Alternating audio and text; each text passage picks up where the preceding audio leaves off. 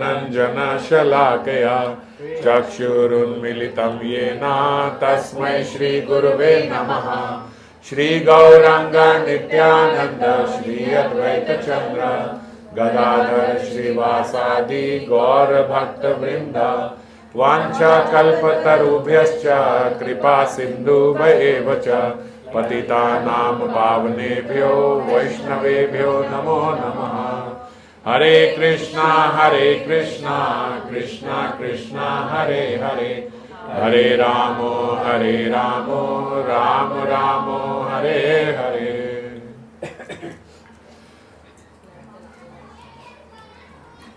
तो पिछली बार हम लोगों ने राधा रस सुधा निधि के 102 श्लोक पे चर्चा करी थी और उत्तर गोष्ठ पे किस प्रकार श्रीमती ने श्याम सुंदर को अपनी नयनों की भंगिमा से संकेत कुंज का संकेत दिया था।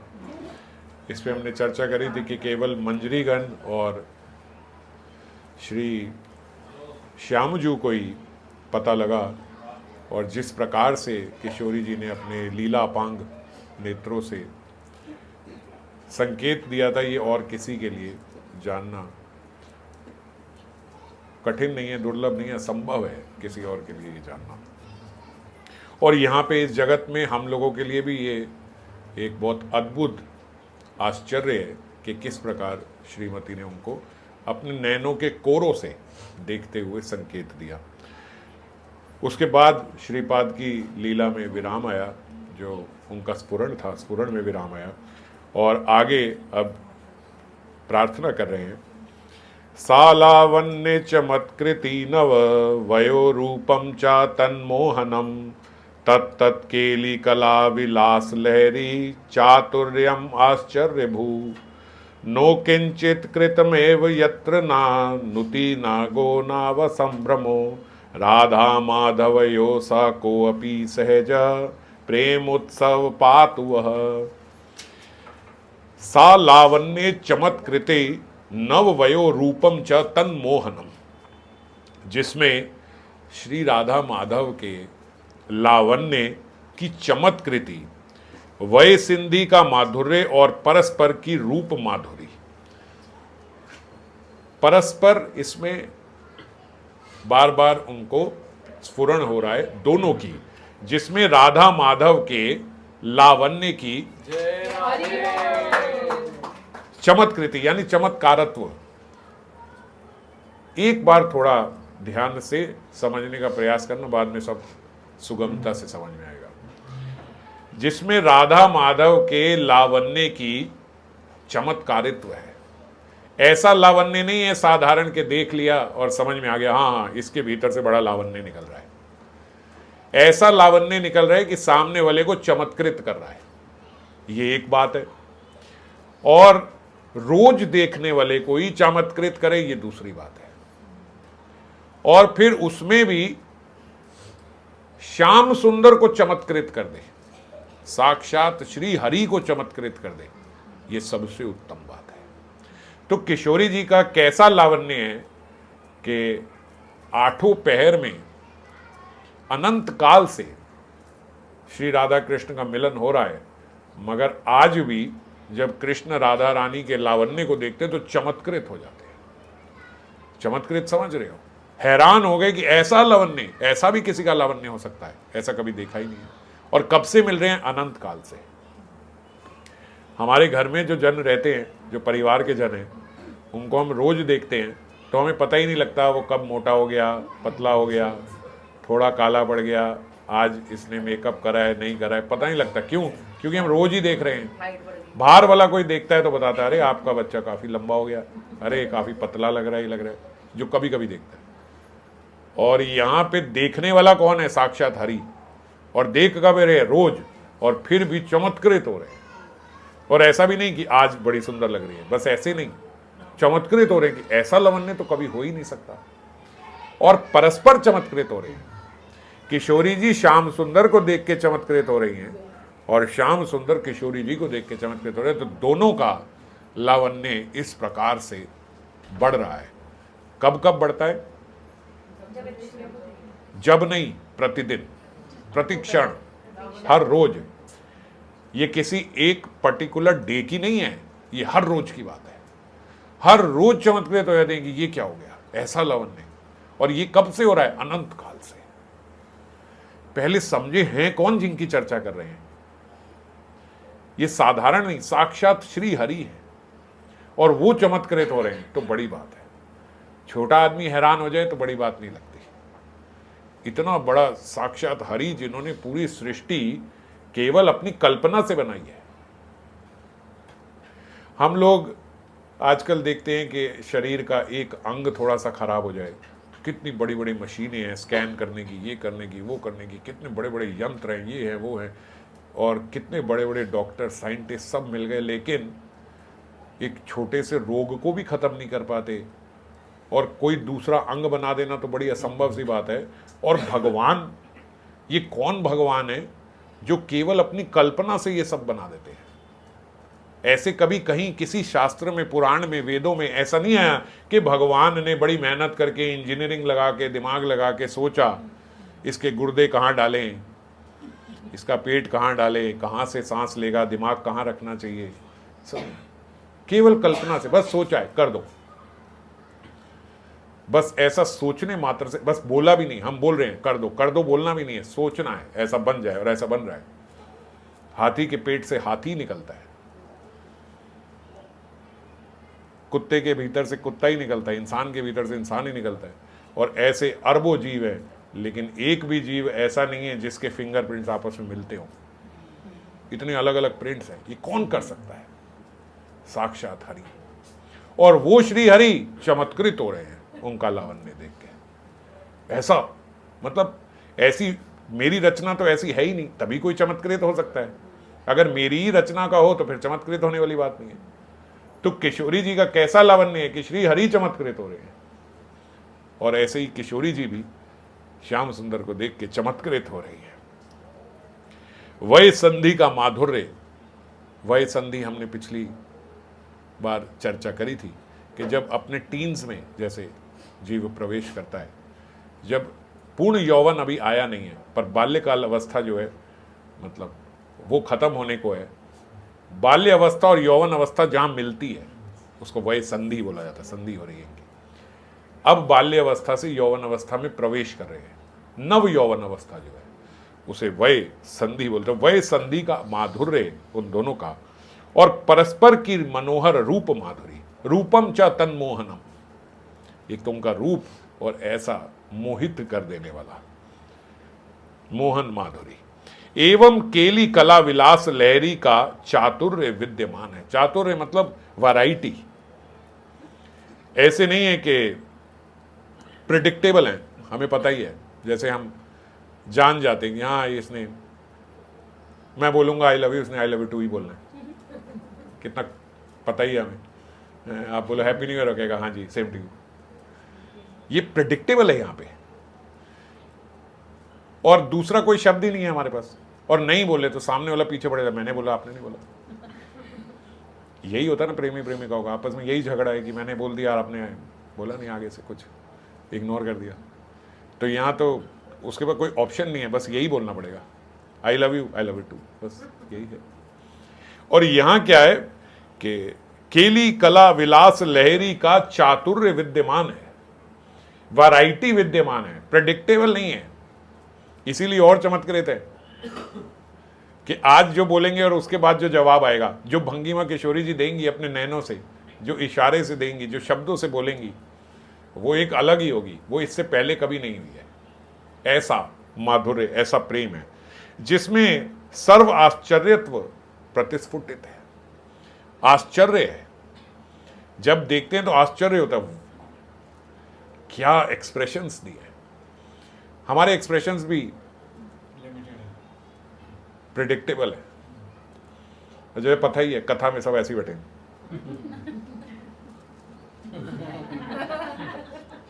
बस यही है, क्या करूं, मैं जिसको देख लूंगा वो ऐसे करने लगूं। बड़ा प्रेडिक्टेबल है, श्रोता कैसे बैठेगा, ऐसे ही बैठेगा। या सोएगा या जागेगा। जागेगा तो दो श्रेणियां हैं, या तो मुंह नीचे करके ऐसे बैठा रहेगा,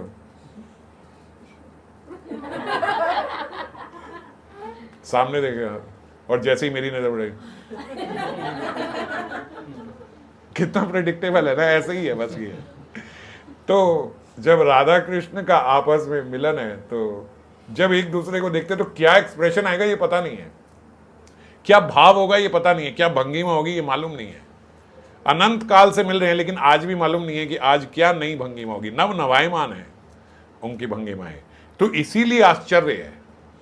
और फिर एक उत्तम, अभी श्लोक में आगे आएगा, बाबा ने बताया कि कैसे आश्चर्य करता है उन्हें, तो ये भी आएगा। लेकिन ये भी एक आश्चर्य की बात है कि हमें कुछ पता नहीं है, श्यामजू को भी पता नहीं है किशोरी जी क्या एक्सप्रेशन देंगे, किशोरी जी को भी पता नहीं, परस्पर है कि ये क्या आज एक्सप्रेशन देंगे, जिसमें किंचित मात्र भी विच्छिन्नता नहीं है। नो किंचित कृतम एव, नो इंग्लिश वाला नहीं है, संस्कृत में बोला,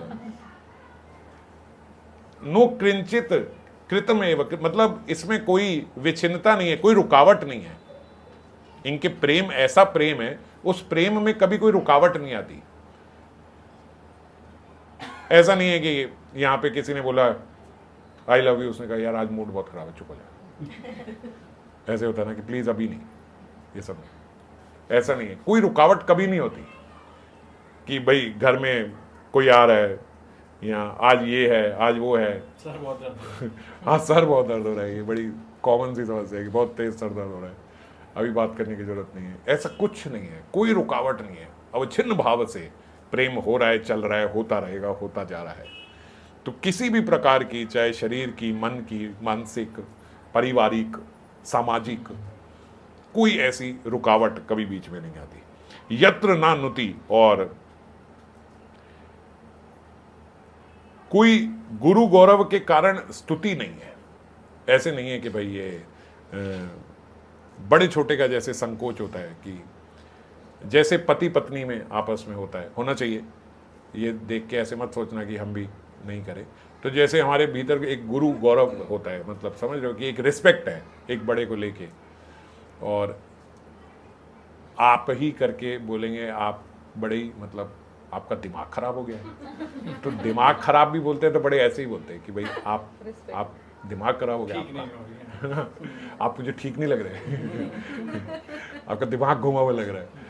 तो एक गौरव के साथ ही जो भी बोलना है वो वैसे ही ऐसे ही बोलेंगे। तो ऐसा कोई, या फिर बड़ा संकोच है कि भाई हम कुछ बोलना चाहते हैं लेकिन कैसे बोले, अगर अभी बोला तो उल्टे बैकफायर हो जाएगी, हमारे पे ही चढ़ जाएंगे। तो रुकते हैं अभी, जब थोड़ा सही मूड देखेंगे तब उस टाइम बात करेंगे, अभी बात नहीं कर सकते। ऐसा संकोच होता है आपस में, प्रेमी प्रेमिका में भी होता है कि भैया इस टाइम ये बात नहीं करनी। तो ये ऐसा कोई ये भी एक प्रकार की रुकावट आ गई, नहीं ऐसा भी नहीं है। कोई गौरव संकोच ऐसा बीच में कुछ नहीं आएगा। और अपराध एवं संभ्रम गौरव भी नहीं है। नार्गो ना व संभ्रमो, नागो ना व संभ्रमो, ना उसमें कोई स्तुति है और ना उसमें कोई संभ्रम है। ऐसा भी नहीं है कि अभी नहीं कह सकते हैं, अब ये बात तो कह ही नहीं सकते हैं, ये किस प्रकार बोलेंगे, ये कैसे करेंगे, इस प्रकार की, या स्तुति करके ही बोलना पड़ेगा। अब भैया आज हमारा मन नहीं है ठीक, मगर सामने वाले के साथ मान लो प्रमोशन हुई है, तो भी हमें ना कुछ करते हुए भी भाई चलो सेलिब्रेट करने चलें क्योंकि आपकी हुई है, आज जाना पड़ेगा। हम ये नहीं बोल सकते कि यार कल चल लेंगे, आज मेरा मूड ठीक नहीं है, हम कल सेलिब्रेट करते, ये नहीं बोल सकते। ये बोले सामने वाला कहेगा मेरी हुई है तो कोई खुशी नहीं है।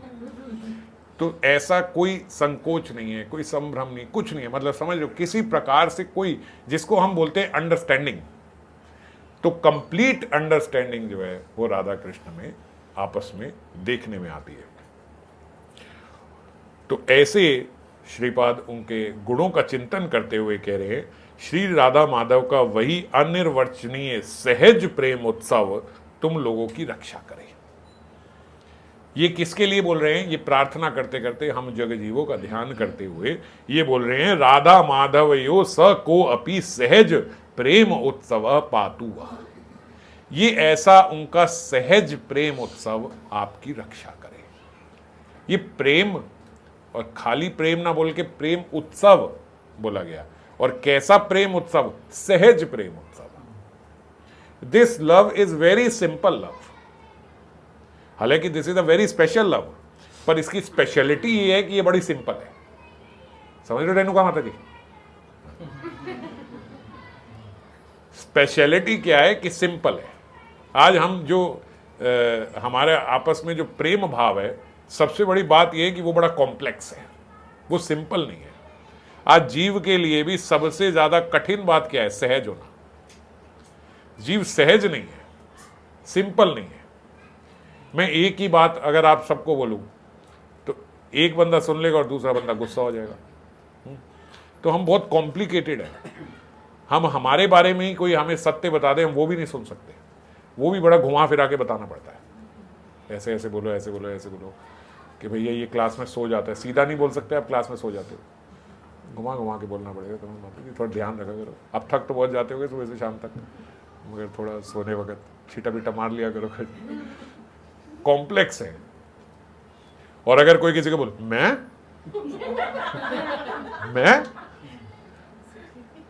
जी, मेरा ना पता है ऐसे चलता है कि जब आप जैसे सुना रहे होगे, लीला सुना रहे होगे ना, मैं आंख बंद करके वही मेरे अंदर ऐसे लगता चल रहा है। आप इतना अच्छा बताते हो ना, वो उसी को बोल देगा। अब आप क्या बोलोगे? आप इतना अच्छा बताते हो ना, वो चलने लग जाती है लीला एकदम। तो मैं आंख बंद करके लीला देख रही होती। सामने वाला भी तो कॉम्प्लेक्स ही है, वो भी सोचता चलो मैं इतना अच्छा बताता हूँ तो चलो फिर तो ठीक ही है। तो हम सब इतने कॉम्प्लिकेटेड हैं कि हमारे बारे में कोई सत्य भी बताए तो वो भी हजम नहीं होता, हम सुन नहीं पाते। तो सबसे कठिन क्या है? सहज होना। तो इनका जो प्रेम है वो प्रेम ना हो कि प्रेम उत्सव है। और सबसे बड़ी बात क्या है कि वो सहज है, कोई संभ्रम नहीं है, कोई स्तुति नहीं है, और कोई प्रेडिक्टेबल नहीं है, वल्नरेबल नहीं है, कोई हमेशा आश्चर्यचकित कर रहा है, नव नवायमान है, बासा नहीं हो रहा, पुराना नहीं हो रहा। और जो जितना आ रहा है वो उतना और अच्छा लगता जा रहा है। मतलब हम लोगों के लिए केवल इस जगत में तो ये केवल काल्पनिक है, ऐसा हो नहीं सकता। इस जगत में सबसे ज्यादा आदमी पछताता वो है जो यहां पे सोचता है कि मैं अपने प्रेमी से ऐसा प्रेम कर लूं। तो इस लीला को सुन के एक स्टैच्यूरी वार्निंग है, don't try this at home. अपने घर में प्रयास मत करना कि हमारा ऐसा प्रेम बन जाए, क्योंकि ऐसा बनाने की आप कोशिश करोगे, सामने वाला ऐसा नहीं सोच रहा है। आपने ज्यादा सहजता दिखा दी तो आपके लिए कठिनाई बढ़ जाएगी। सहज होना है, अच्छी बात है, पर इस जगत में ये प्रेम है ही नहीं, अवेलेबल नहीं है। समझ गए? जैसे बंदर के बच्चे को बोलो कि मछली की तरह पानी के अंदर रहे तो नहीं रह पाएगा। तो ऐसे ही उस जगत का जो प्रेम है, अच्छा यही है कि हम वहीं पे अपने स्वरूप का चिंतन करके इस प्रेम की स्मृति करने का प्रयास करें, इसको पालन करने का प्रयास करें, अपने में यहां सहजता लाएं, और अपने में भी विद रिस्पेक्ट टू जो हमारे विग्रह हैं उनके साथ सहज बने सबसे पहले, सर्वप्रथम। क्योंकि इस जगत में क्या है कि आपकी एनिवर्सरी है और आपने अपने पार्टनर से, पति से या पत्नी से आपने कह दिया कि अब इन सब में मेरा मन नहीं लगता, अब मेरा मन भजन में ही लगता है, चलो आज भी हम लोग कीर्तन ही करें, यही सब करें, इस प्रकार से करें। तो क्या वो सामने वाला कहेगा पागल हो गया, थोड़ा कथा कम करो इसकी, है ना? आप 4 लोगों के बीच में बैठे जो बाहर के लोग हैं और आप कहो ये यार हर वक्त हमें नाम ही रटना चाहिए, ये सब आप क्या बातें करो, नाम रटो नाम रटो नाम रटो। सब कहेंगे तू उधर जाके बैठ हमारे साथ बैठने के।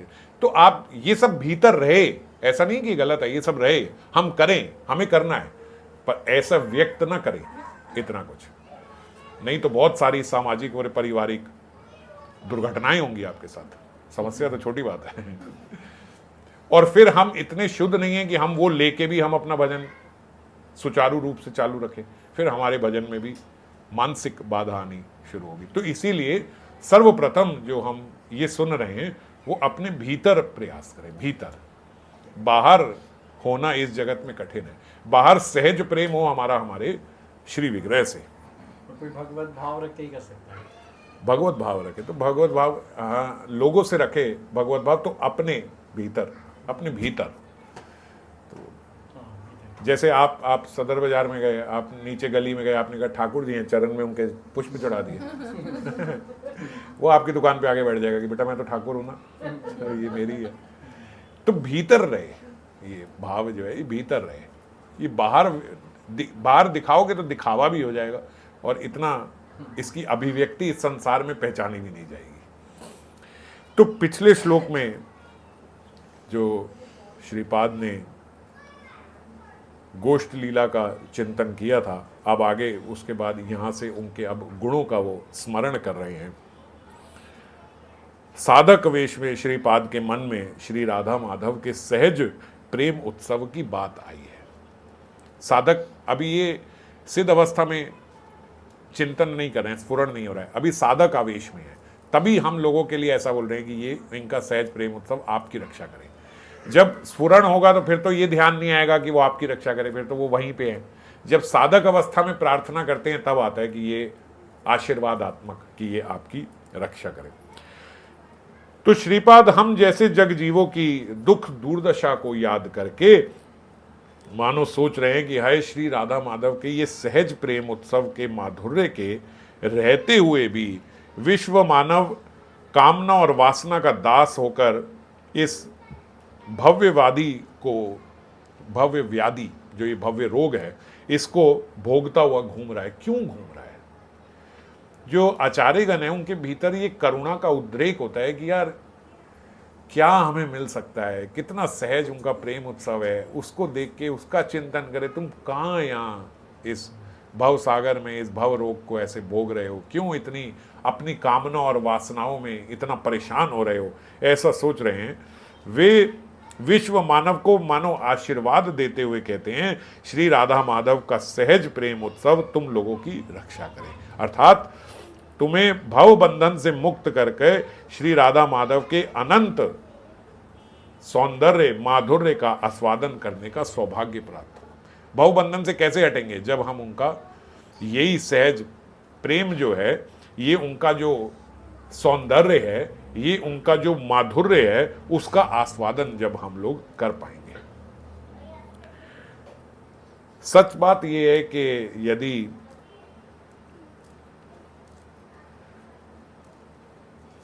हम प्रेम जो है ये भी अपने घर से अगर हमारा श्री हरि से सहज हो जाए, जैसे हमारे विग्रह हैं, अगर इनसे हमारा सहज हो गया ना, तो भव बंधन जो है वो अपने आप खत्म हो जाएगा।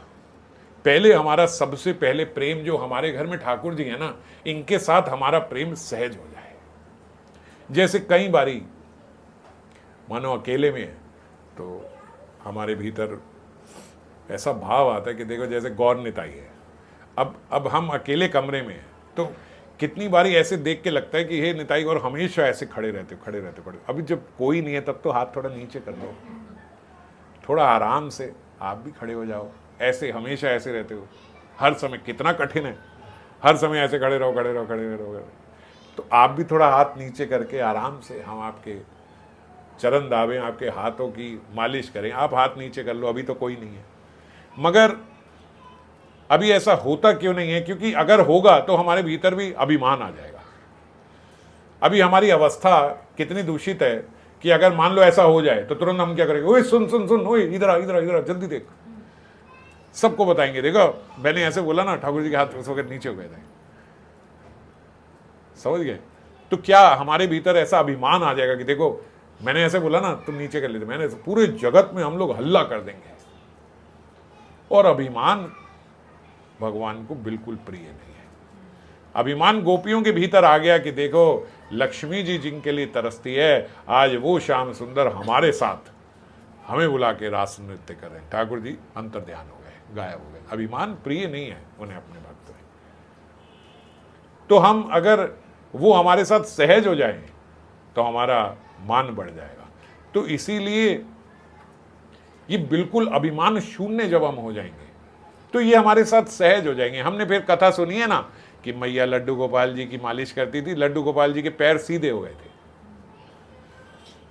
जो ऐसे लड्डू गोपाल जी के मुड़े रहते हैं उनके हाथ पैर एकदम सीधे हो गए थे।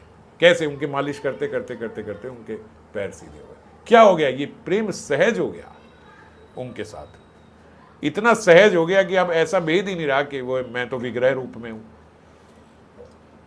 गौरीदास जी के जैसे वो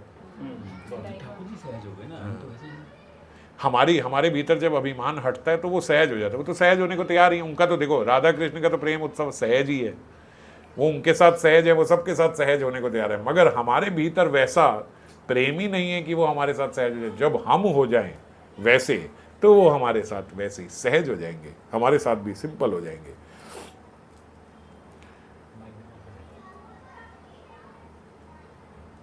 हमारे भीतर देह अभिमान बहुत भरा है। जैसे इन्होंने बोला ना, भव व्याधि, ये भव रोग हमारे भीतर बहुत है, देह अभिमान बहुत है। कितना सुन ले, लेकिन तब भी ये नहीं जाता कि मैं ये देह हूं, ये भाव जाता नहीं है।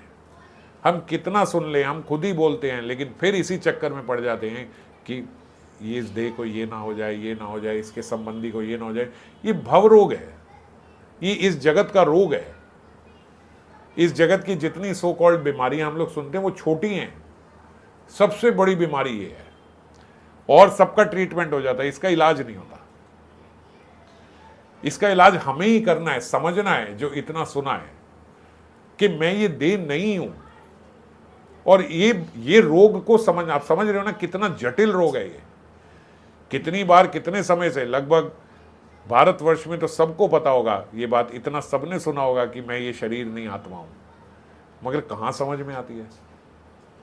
हम तो यही पढ़ते सुनते रहते हैं हर रोज, लेकिन तब भी हम कहां समझ पाते हैं कि मैं नहीं हूं। और कठिन है। तो प्रथम बार जब रास में ठाकुर जी ने भी गोपियों को जब बुलाया था, तो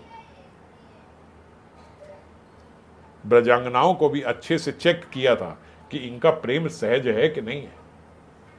ऐसे नहीं है, ठाकुर जी एक बार ठोक बजा के देख लेते हैं, भैया इनके साथ रास लीला होने वाली है, इनका प्रेम भी सहज है कि नहीं है।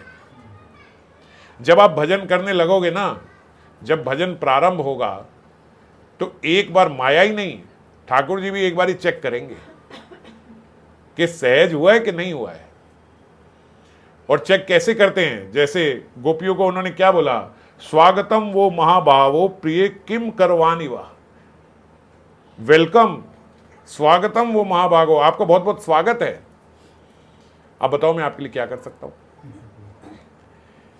गोपियां कैसे आई थी, ठाकुर जी ने वेणु बजाई थी, और उन्होंने वेणु में मानो प्रत्येक गोपी का नाम ले लेके पुकारा, सब गोपियों को अपना अपना नाम सुनाई दिया।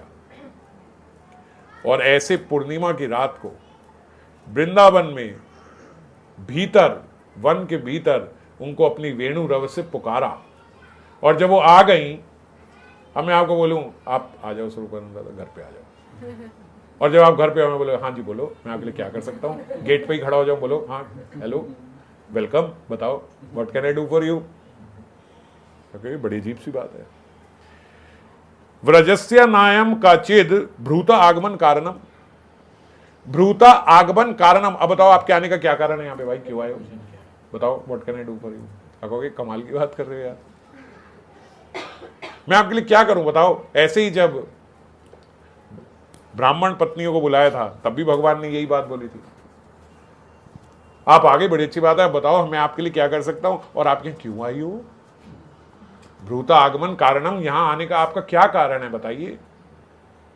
और हम भी जब भक्ति में आते हैं ना, जब हम भी भजन करने लगते हैं, तो ये भाव भगवान हमारे भीतर भी देते हैं।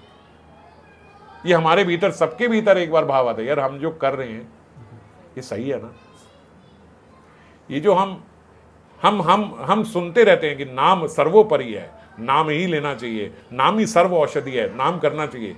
एक बार मन में कभी, अभी जब अच्छे चल रहे हैं, कभी मन में आ जाता है यार बस इससे ही हो जाएगा, बस नाम करने से ही हो जाएगा। तो हम सबके भीतर ये प्रश्न जो है ना, ये एक बार डाला जाएगा कि जो मैं चल रहा हूं ये सही है, मतलब यही करना है जो मैं कर रहा हूं, इसी से हो जाएगा जो हम ये कर रहे हैं, इसी से भगवत प्राप्ति हो जाएगी। क्योंकि सारा जगत तो उल्टा चल रहा है, तो बस एक मैं ही इतना सीधा चल रहा हूं। ये जो थोड़े से मुट्ठी भर लोग हैं बस यही सही कर रहे हैं, बाकी सब गलत है।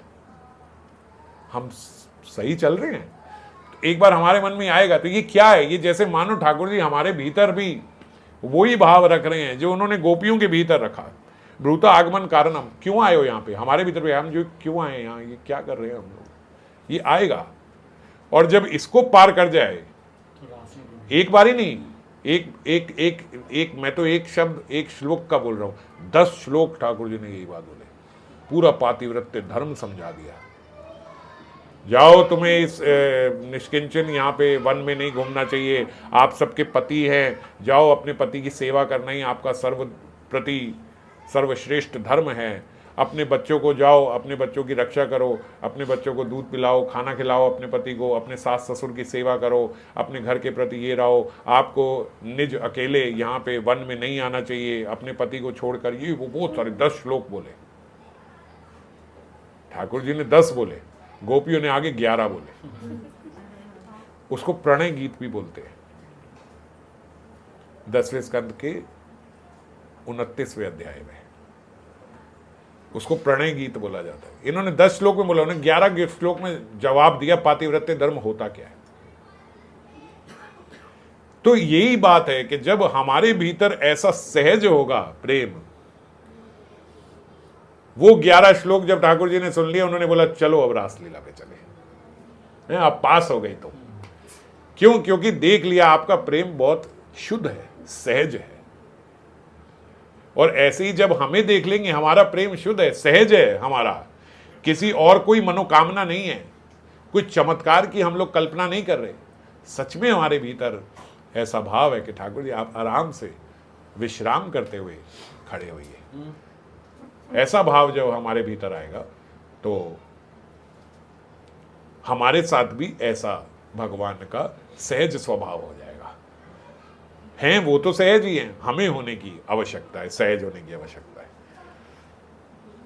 तो श्रीमद् जीव गोस्वामी ने ये सहज होने के लिए, श्रीमद् जीव गोस्वामी ने बोला भक्ति संदर्भ में कि इसके लिए जो महत कृपा है वो भगवान की सम्मुख जाने के लिए परम आवश्यक है। महत जनों की कृपा बहुत जरूरी है। और ये जो भगवान की कृपा है ना, ये प्राथमिक कारण होते हुए भी गौण है। मतलब प्राइमरी तो हमें भगवान की कृपा चाहिए, पर ये प्राइमरी होते हुए भी सेकेंडरी बन जाती है।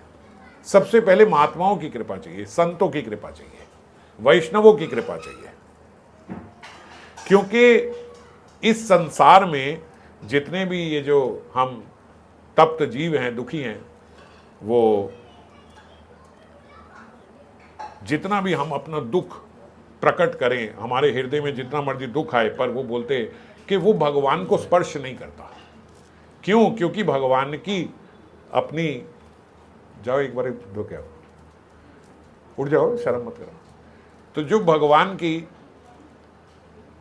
जो वहां लीला चल रही है, सब चल रहा है, उसमें हमारा जो दुख है ना, वो उन्हें स्पर्श नहीं करता। He is too busy for that. अब हम देख रहे हैं ये सारी ये जो लीला चल रही है, सब चल रहा है।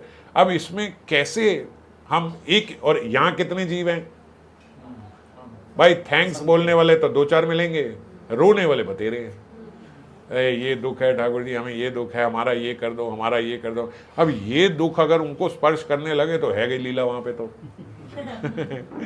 वो तो यहीं के निवारण करते रहेंगे। तो इसीलिए बोलते उनकी कृपा प्राइमरी होते हुए भी सेकेंडरी बन जाती है, क्योंकि उनकी कृपा डायरेक्ट नहीं मिलेगी। तो इनकी कृपा कैसे मिलेगी?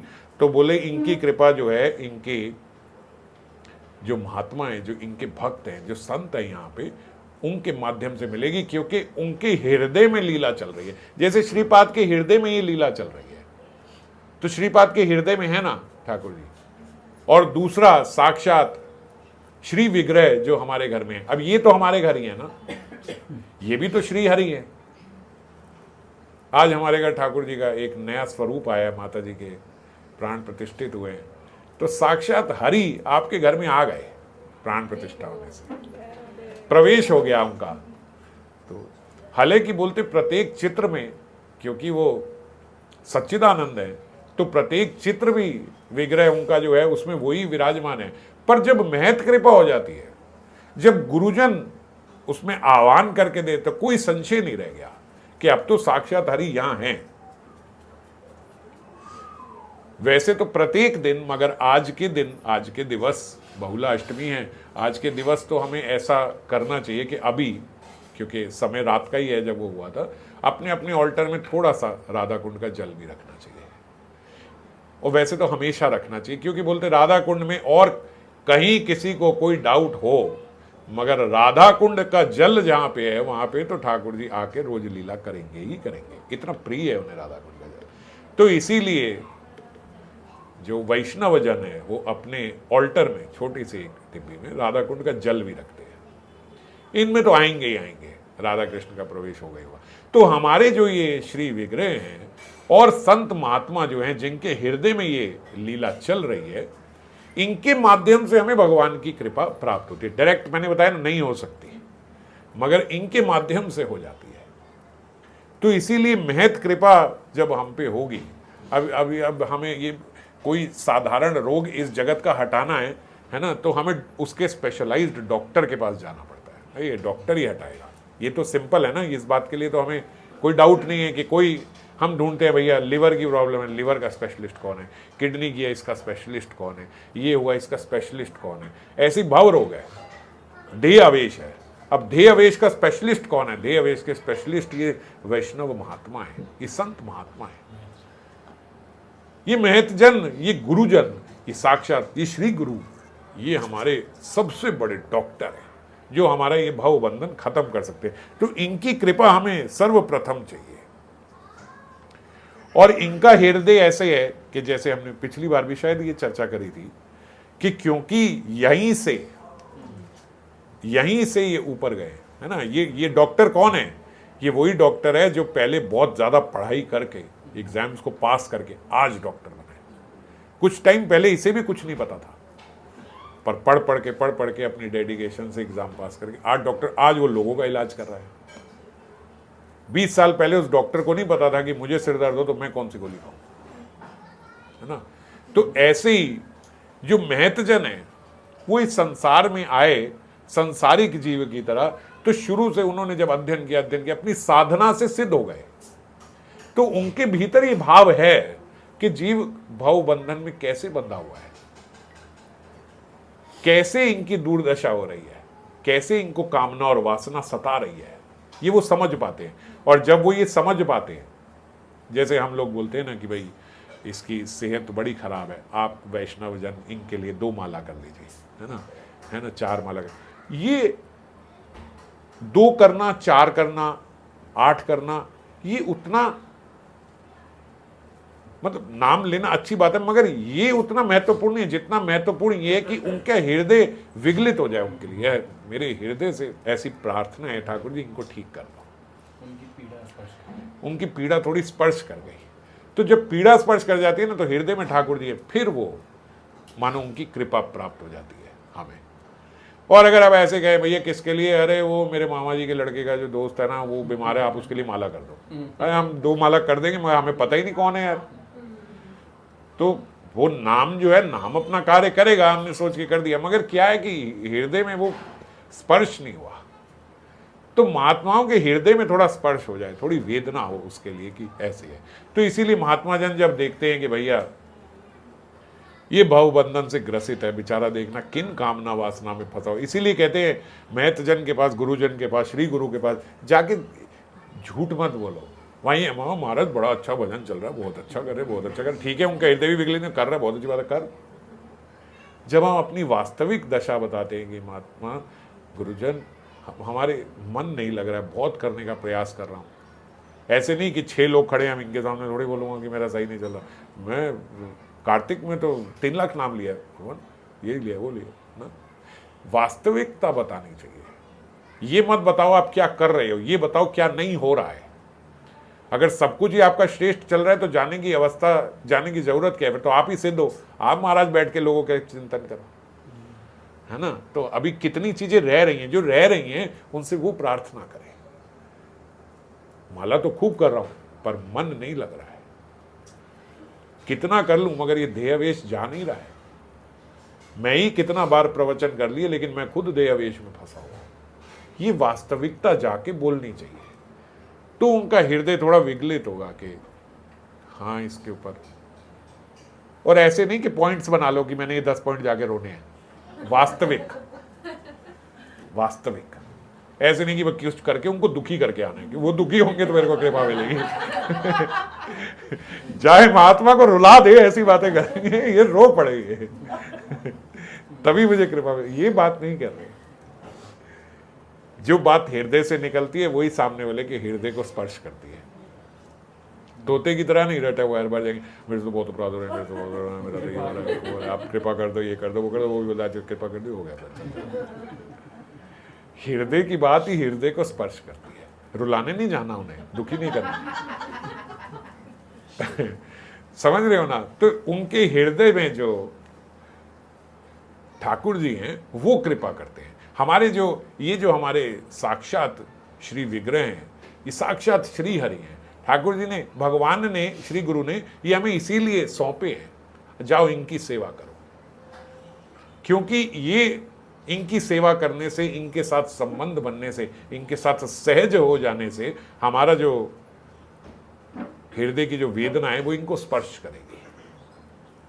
ऊपर तो लीला है रही है, वहां तो एकदम समय नहीं है इन सब के लिए। तो यहां इनको, ये वही तो हैं, वही अपने एक स्वरूप से इसीलिए हमारे घर आ गए कि हमारी वेदना इनको स्पर्श करेगी। तो भगवत कृपा जो है वो महत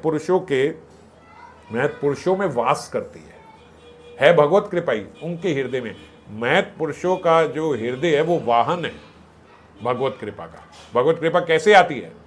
ऊपर से आ रही है, कैसे आएगी? क्या वाहन है? वाहन बोलते उनका हृदय है, महात्माओं का हृदय है। महत करुणा को वाहन बनाकर ही जीवों में वो संक्रमित होती है, स्वतंत्र रूप से नहीं। अलग अलग रूप से ऐसे अलग स्वतंत्र, इसके लिए ये वाली कृपा आ रही है, इसके लिए ऐसे नहीं, वो उन्हीं के हृदय से हमारे पास आएगी। और हमारे श्रीपाद श्री युगल के जिस प्रेम उत्सव के निकट जग जन के ये जो कल्याण की कामना कर रहे हैं कि इनका सहज प्रेम आपके कल्याण की कामना करे, उसे प्रेम ना कह के प्रेम उत्सव क्यों कहा? उसका कारण ये है कि पारस्परिक उनका प्रीति माधुर्य है, तो ये उत्सव बन जाता है।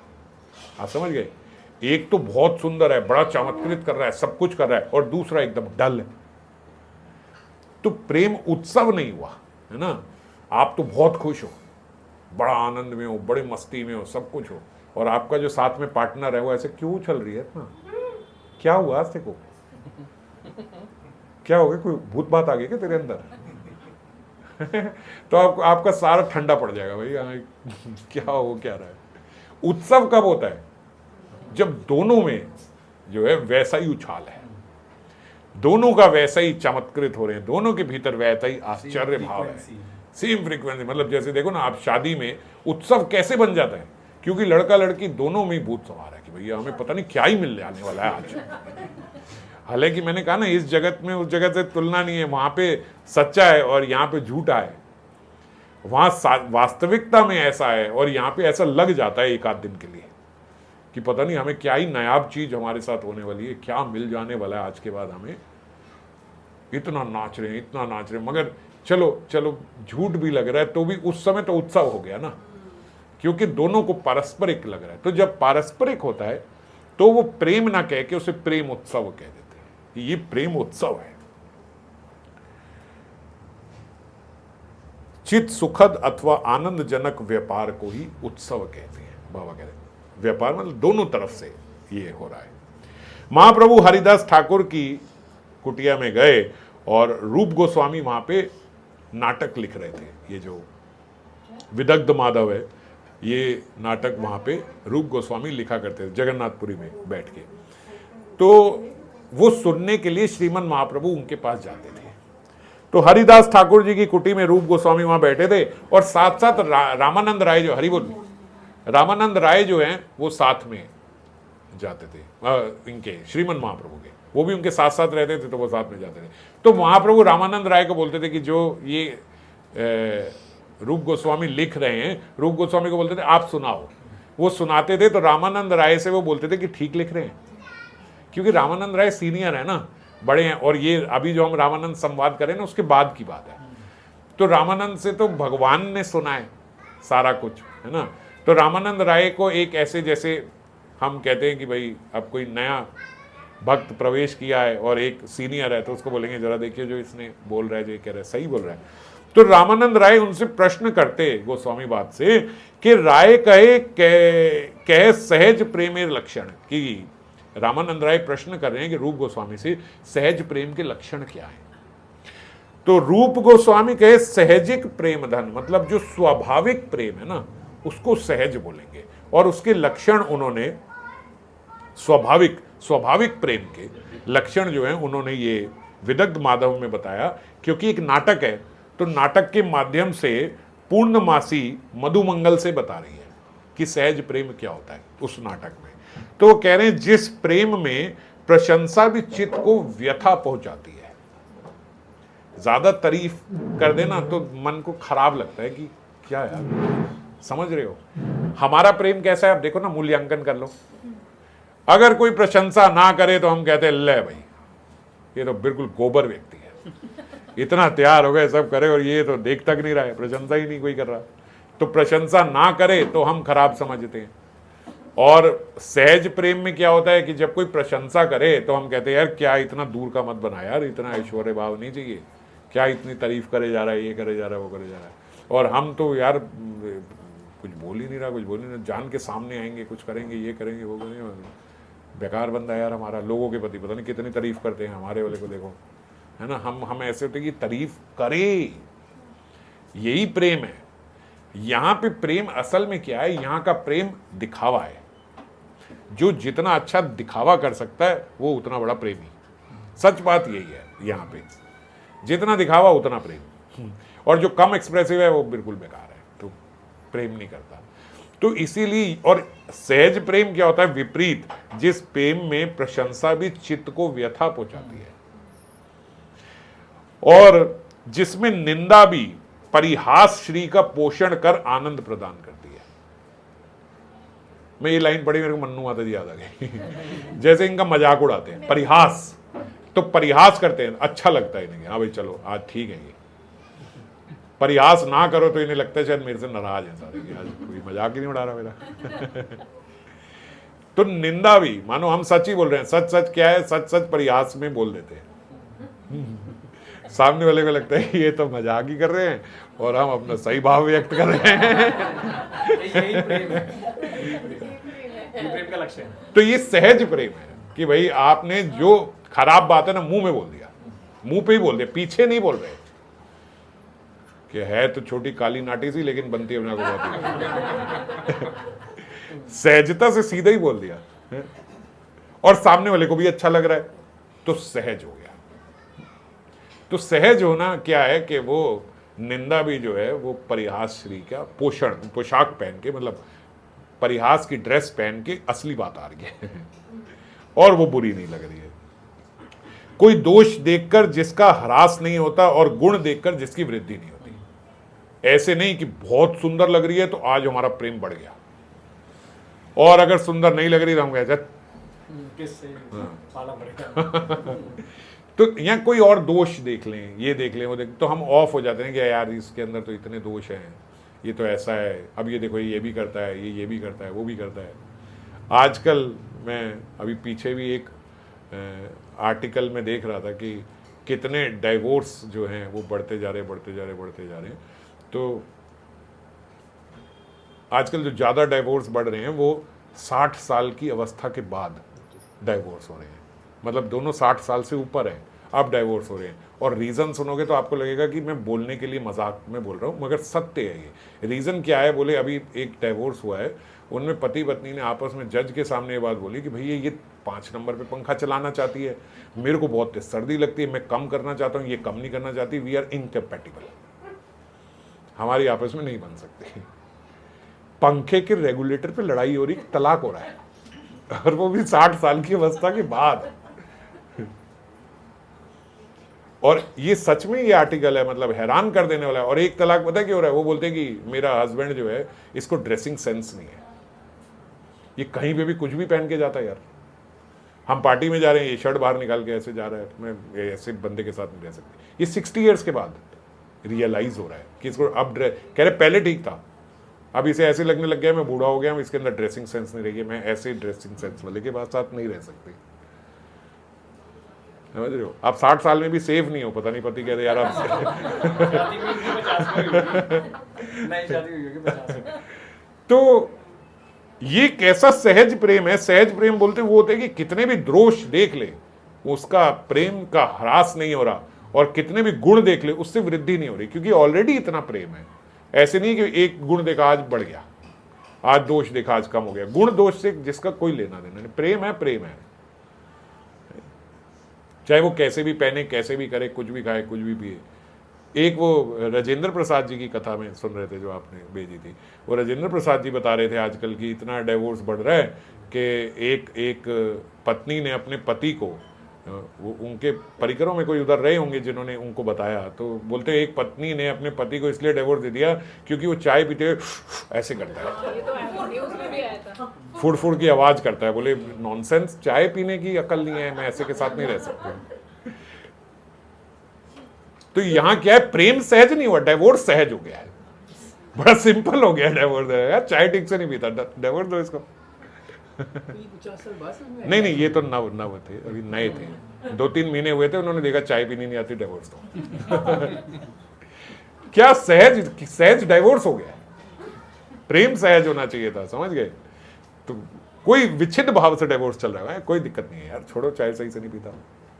क्या हो रहा है देखो इस दुनिया में, कहां सहज प्रेम की क्या परिभाषा है, और ये क्या हो रहा है? तो प्रेम है ही नहीं, प्रेम है ही नहीं हमारे हृदय में, ऐसा हो रहा है। और जो सहज प्रेम है उसमें कोई गुण नहीं है, कोई दोष नहीं है, कोई निंदा से बुरा नहीं लग रहा है, और बल्कि अगर कोई तारीफ कर रहा है तो वो उनको खराब लग रहा है कि यार इतनी आज तारीफ कर रहे, इतना दूर क्यों कर रहे हैं भाई मेरे को, मैं तो आप ही की वस्तु, मेरे को क्यों इतना तारीफ कर करके, जैसे बाहर वालों की करते हैं ऐसे तारीफ करो, ऐसा लगता है।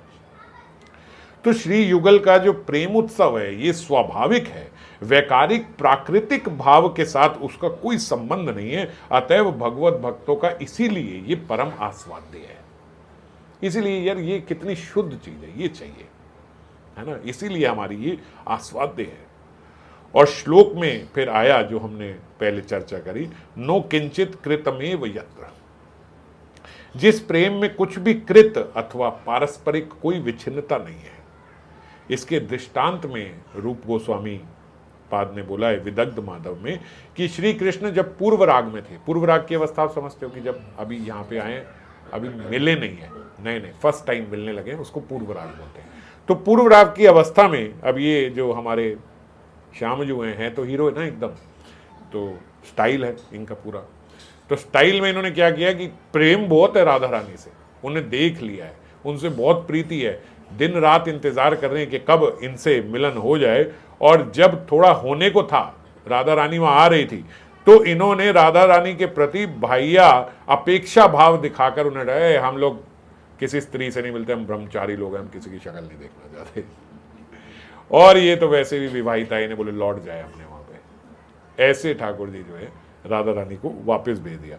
और जब वापस भेज दिया तो फिर सुबल मधु मंगल आदि से बोल रहे हैं ये जो मैंने ऐसी गलती कर दी, ये जो मैंने इतनी निष्ठुरता कर दी, क्या श्री राधा रानी इससे मेरे से अलग तो नहीं हो जाएगी? अब ऐसा तो नहीं है कि अब वो मुझे नहीं देखेगी, या ऐसा तो नहीं है कि कहीं वो अपने प्राण ही त्याग दे, ऐसा तो नहीं हो जाएगा। तो इसी से बोलते ये स्पष्ट होता है कि कृष्ण पूर्व राग में भी बाहर से चाहे राधा रानी की अपेक्षा भले कर दे, मगर हृदय में उनका स्वाभाविक भाव जो है अवच्छिन्न है, वो कांस्टेंट वो चल रहा है। ऐसे भी एक सेकंड के लिए भाव नहीं आया कि भाई असली में उन्होंने अपेक्षा कर दी हो। और श्री राधा को भी जब सखियों से ये पता लगा कि श्री कृष्ण ने उनके प्रेम की उपेक्षा की है, तो अतिशय खेद के साथ राधा रानी भी बोल रही हैं कि हे सखी, मैं तो जिस श्री कृष्ण की गोद में बैठने के सपने देख रही थी, जिसके लिए मैंने गुरुजनों के प्रति अपनी लज्जा जो है उसको भी बीच में नहीं आने दिया, और प्राणों से भी प्रिय तुम सखियां जो हो उनको भी न जाने कितना क्लेश पहुंचाया, पातिव्रत्य धर्म को भी मैंने कुछ नहीं समझा, उन्हीं श्री कृष्ण द्वारा उपेक्षित होकर पता नहीं मैं अभी तक कैसे जिंदा हूं, मैं कैसे जीवित हूं। हाय मेरे इस धैर्य को धिक्कार है। इससे यह पता लगता है कि श्री कृष्ण के उपेक्षा भाव के जानकर भी राधा रानी का भी उनके प्रति स्वाभाविक प्रेम है और विच्छिन्न है। ऐसे नहीं, हम लोग तो अगर ऐसे चल छोड़ना कमी है इस दुनिया में क्या, है ना, अगर ऐसे करा तो छोड़ो, फिर वो अपने स्टाइल में, मेरे भी स्टाइल है, हम तो यहीं पे अगर कोई स्टाइल बोले नई बात करो, ना करे, मेरे को कौन सा करनी है, फिर अपने आप आएगा, ऐसे हम लोग सोच लेते हैं, मगर ऐसा नहीं है। तो दोनों का जो प्रेम है वो विच्छिन्न भाव से है। रासलीला में भी ऐसी बात। जबकि जो पातिव्रत्य धर्म, जैसे इन्होंने बोला कि मैंने उसको भी कुछ नहीं समझा, तो ऐसी बात है नहीं कि गोपियां पातिव्रत्य धर्म को नहीं जानती थी, बल्कि जैसे मैंने पहले बताया ना, प्रणय गीत में उन्होंने बताया कि पातिव्रत्य धर्म है क्या। ऐसा नहीं है कि बोल तो वो रही हैं कि क्योंकि लीला है, तो लीला में परकीय भाव ही वहां पे व्यक्त है, इसीलिए ऐसे बोल रही हैं। पर वहां गोपियों ने बोला कि जब ठाकुर जी ने कहा आप पतिव्रता हो जाओ, अपने अपने पति हो जाओ, उन्होंने कहा एक मिनट एक बात सुनो, पहले समझो, हमारा पति जो है वो मान लीजिए कहे कि भैया मैं व्यापार से 2-3 साल के लिए बाहर जा रहा हूं। अब हम कहें नहीं जी हम तो पतिव्रता हैं, जब तक आप खाना नहीं खाओगे, जब तक आप समक्ष नहीं रहोगे, आपको देखेंगे नहीं, हम खाना नहीं खा सकती, हमारा पतिव्रत धर्म टूटेगा, तो हम आपको किस प्रकार जाने दें, हम कैसे अलग रहें। तो हमारे पति ने अपनी अपनी एक एक फोटो दे दी, दो इसको रख लो, और जब तुम्हें खाना खाना हो इसको भोग लगा के पहले इनको अर्पण करके और फिर तुम खा लेना, और रोज मुझे इसमें देखती भी रहना। तब भैया वो व्हाट्सएप कॉल वॉल थोड़ी होती थी, तो फोटो दे गए ये करके कि आप इसको देखते रहना, इसी को खाना खिलाना, फिर आप खाना, सब कुछ ऐसे करना, और मैं बस अपने व्यापार से लौट आऊंगा। और एक दिन बोलते वो पतिव्रता स्त्री जो है वो अपने पति को भोग लगाने को थी, इतने में बाहर घंटी बजी, पता लगा मेरा पति आ गया है।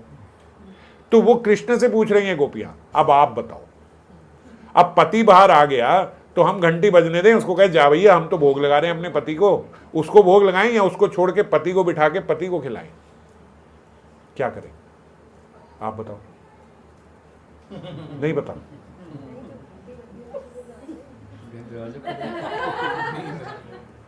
तभी हम यहां पे हैं। आपने फोटो रखी हुई है अपने पति की, उसको भोग लगा रहे हो, सामने से पति आ गया, आप क्या करोगे? उसकी उपेक्षा करोगे या फोटो को छोड़ के उसको खिलाओगे? हाँ जी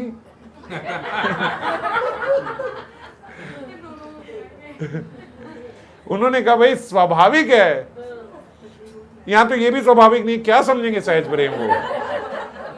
भैया फोटो को छोड़ के पति आए, पति को खिलाएंगे, अब फोटो का क्या काम है जब पति वहां पे आ गया? तो पति को बाहर खड़े रहना, भाई फोटो को खिला रही हूँ, वो मेरा उससे ही सही चल रहा है, क्या जरूरत है डिवोर्स, चलो I was happy with the photo. हाँ कुछ बोलता तो नहीं था, तुम लोग तो पता नहीं क्या, जब से आया 4 घंटी बजा दी, सेंस नहीं है। तो उन्होंने बोला जब पति बाहर आ जाएगा तो फोटो को कौन देखेगा? तो ऐसे ही आप तो परम पति हो, सबके भीतर सबके हृदय में आप ही तो विराजमान हो। ये हाड़ मांस का शरीर है, ना जाने कितने जन्मों में कितने पति हुए, कितने बच्चे हुए, सब कुछ हुआ, ये थोड़ी हमारे वास्तविक पति हैं। वास्तविक पति तो आप ही हो। और जब हम वहां पे हैं और आप यहां पे हो, साक्षात हमें मिल गए हो, तो अब हम आपके पास आएंगे, अपने वो देह के पति और बच्चों के पास जाएंगे। तो पतिव्रत्य धर्म यही है कि हम आपके पास रहें, समझ गए? तो इसीलिए ऐसे नहीं कि पतिव्रत्य धर्म की उन्होंने हानि करी है, पतिव्रत्य धर्म श्रेष्ठ है, होना चाहिए, हानि नहीं करी उन्होंने। उन्होंने बोला वास्तविक तो आप ये, जब भगवान ही आ गए तो फिर मैं शरीर के संबंधों के साथ क्यों उन्हें पति पत्नी ये वो सब मान के घूमती रहूंगी, जब साक्षात आप सामने प्रकट हो गए। तो ऐसे गोपियों ने जब उनको समझाया क्या, भगवान को तो समझ थी, पर भगवान ने देखा कि ये नॉलेज में आई है, ज्ञान है, सहज है, प्रेम से आई है, ऐसे नहीं कि बस भावुकता में ऐसे भागे चली आई। इसीलिए जब वो भागे चली आ रही थी तो वहां पे परीक्षित ने प्रश्न पूछा सुखदेव गोस्वामी से, ये क्या हो रहा भाई, 1 मिनट रुको। सुखदेव गोस्वामी से, आप गोपियों की इतनी बड़ी बड़ी बातें कर रहे थे, यहाँ तो गोपियों को हम देख रहे हैं भावुकता में भागती चली आ रही हैं और ये सब कर रही हैं, तो ये कोई भक्ति थोड़ी है। और ये प्रथम बार ऐसा हुआ कि सुखदेव गोस्वामी क्रोधित हो गए, तो क्या समझ रहे हो तुम? रावण जैसे को मिल गए जो उनको अपना दुश्मन समझे बैठे थे, तो फिर ये जो उनको गाली दे रहे थे वो शिशुपाल, जब उनका उन्होंने उद्धार कर दिया, तो गोपियां जो उन्हें सच में समझ रही हैं कि ये हमारे वास्तविक पति, इनको नहीं मिलेंगे। भगवान के साथ संबंध बनाना ही तो सर्वश्रेष्ठ बात है। जब तक आपको ये भगवान में जीव, तो भगवान तो फिर सबके हैं, इस दुनिया में जितने जीव हैं सबके वो भगवान हैं, पर संबंध किसी किसी का है उनसे। तो संबंध बनाने, जब गोपियों का संबंध बन गया उसको तुम छोटा समझ रहे हो। जब उन्होंने शिशुपाल, पूतना और इन सबको मात्र गति दे दी पूतना को, तो इन्होंने तो वास्तविक सच में प्रेम संबंध बनाया। तो ऐसे भगवान ने देख लिया कि इनका सहज है प्रेम, फिर उनके साथ रासलीला है। आगे बात तो भूख लग रहा है। तो रूप गोस्वामी ने बताया कि दोनों का प्रेम जो है अवच्छिन्न भाव से चल रहा है। यत्र ना तुति, इसके बाद दूसरा उन्होंने जो बोला यत्र ना नुति, यत्र ना नुति का मतलब कि जिसके प्रेम में कोई स्तुति या स्तव नहीं है। जैसे मैंने पहले भी चर्चा करी कि हमें ये सब करना पड़े तो ये स्वाभाविक सहज प्रेम नहीं है। हमें तो एक मेडिसिन की तरह करना पड़ता है कि भाई यार 2-4 दिन बाद थोड़ी तारीफ कर दो तो आदमी सही चलता रहता है, अगर नहीं करे तो वो सही नहीं चलता। तो इस प्रकार से कहते हैं ये सब उनके प्रेम में ऐसा नहीं है, बल्कि चैतन्य चरितामृत में ऐसा आया कि पूरी धाम में जब जगदानंद और सनातन गोस्वामी का संवाद हुआ था, तो सनातन गोस्वामी को उन्होंने बोला कि आप ना कुछ समय के लिए वृंदावन चले जाओ। जगदानंद ने उन्हें वृंदावन जाने की सलाह दी, क्योंकि वो परेशान थे कि मेरी तबीयत ठीक नहीं रहती, महाप्रभु आके आलिंगन करते हैं। पिछली बार हमने चर्चा करी थी, मरने से भी मना कर दिया, अब ये भी नहीं कर सके। उन्होंने कहा अच्छा चलो फिर थोड़े दिन आप वृंदावन चले जाओ, क्योंकि जगदानंद जो थे थोड़े सीनियर थे, पुराने थे, अभी अभी आए हैं सनातन गोस्वामी। तो सनातन गोस्वामी को कहा कि आप जो हैं आप वृंदावन चले जाइए। और जब उन्होंने ऐसा बोला तो ये बात जब श्रीमन महाप्रभु को पता लगी कि इन्होंने ऐसे कहा है, तो उन्होंने जगदानंद को डांट दिया। अबे तू कौन है बे, इतना चौधरी बन रहा है कि इनको चलो तुम वृंदावन चले जाओ। ये राय किसने दी, मेरे से पूछी है अपने आप से कि सनातन गोस्वामी को तुम वृंदावन चले जाओ। ये कहाँ से ओपिनियन आ रहा है, किसने दिया ये? ऐसे जगदानंद को वो डांट देते थे। महाप्रभु को बड़े प्रिय थे जगदानंद, और कितने प्रिय थे देखो। अब सनातन गोस्वामी ने जब ये बात, और सनातन गोस्वामी को कह रहे कोई जाने की जरूरत नहीं, आप यहीं रहिए। आप क्यों ऐसे समझते हो कि आपका शरीर खराब है, ये तो सब मेरा ही देह है, आप यहीं पे रहिए, यहाँ पे रहिए। सनातन गोस्वामी को इतने प्रेम से बोला, और जगदानंद को ऐसे बोला हाँ भाई कहाँ से आ रही इंस्ट्रक्शन से, किससे ले रहे हो, किससे पूछ के बोल दिया कि ये चले जाए, तुम अपना काम करो। जगदानंद को ऐसे बोला। और जब ये बात बोली, सुनी पाए धरी सनातन प्रभु के कहल, जब सनातन गोस्वामी ने ये सुना कि जगदानंद से ऐसे बात करें, हमसे ऐसे करें, हमारा क्या होगा। देखा वो कितने सीनियर है, लेकिन मेरी उनको डांट दिया, लेकिन मेरे को ऐसे कहा कि मैं ना जाऊं, हम 4 लोगों को बताएंगे पता है ऐसे हुआ, उन महाप्रभु ने उनको डांट दिया और मेरे को बोला तू यहीं रह, तू यहीं रह। मेरे को बहुत ऐसे बोला है कि बहुत रिस्पेक्ट से, भाई तू यहीं रह, तू कहीं नहीं जाएगा। हम ऐसे हो जाएंगे ना, स्वाभाविक है हमारे भीतर ऐसे आ जाना। और सनातन गोस्वामी क्या कह रहे हैं, जगदानंदेर सौभाग्य आज ही से जाने, आज मुझे पता लगा जगदानंद का क्या सौभाग्य है। ये महाप्रभु को ही कह रहे हैं सनातन गोस्वामी, आज मैंने देखा है कि जगदानंद का कितना बड़ा सौभाग्य है। आप नार दौर्भाग्य आज ही है जानी, और आज ही मैंने अपना दुर्भाग्य भी देखा है। जगते नाही जगदानंद सम भाग्यवान, इस पूरे जगत में जगदानंद जैसा कोई भाग्यवान नहीं है। जगदानंदे पियाओ आत्मीयता सुधा धरे, जगदानंद को तो आपने अपनी आत्मीयता रूपी अमृत पिलाया है।